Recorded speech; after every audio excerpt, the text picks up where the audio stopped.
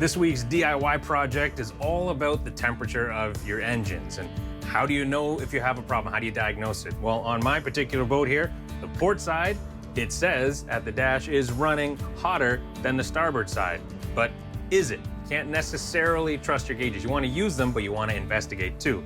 So first step, using a tool that I think everyone should have on their boat, one of these temperature guns, you want to check everywhere, especially your heat exchanger, either side of where your thermostat is, your exhaust elbows.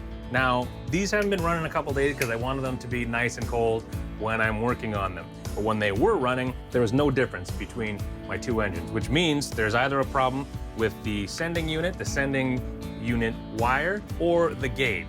I don't know which one it is. We're gonna find out.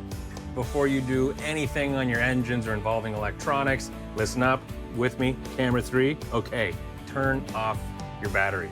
With the modern engine, there's so many electronics, you don't want to short them out or damage them as well. We're gonna have to turn them on to test something. Stay tuned. So step 1, we're gonna remove the plenum, this whole top piece here. But first, we'll have to disconnect the map wire, the manifold absolute pressure. Now step 2, we gotta loosen all these screws. It's probably, yes, T40 territory.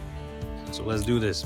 Attached to the plenum, we got the throttle linkage here. Now you could remove it, but it's also very tricky sometimes to get these bolts back on underneath.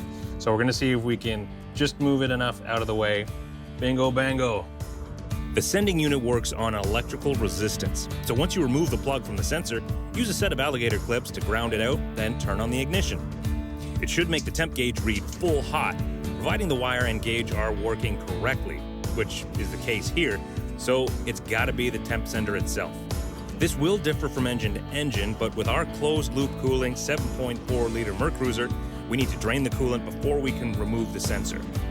Because after all, it's this liquid where the sensor gets its reading from. Always, always, always use OEM parts when possible. Here is the new one and the old one. You screw this puppy in there, hook up the wire, send in the clowns. And with the new sensor installed, we can start putting the plenum back on. And while you're doing that, you should follow a crisscross pattern, similar to tire nuts, to ensure it's seated evenly all the way around.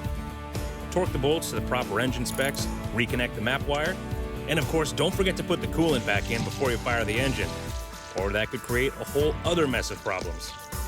We've been idling at the dock for nearly 20 minutes, and as you can see, it is holding steady at 160. Now, before we change that temperature sensor, in about 5 minutes, we'd be kissing 200. So as we suspected, it does appear that the engine is working just fine, and it was the problem with that sender unit.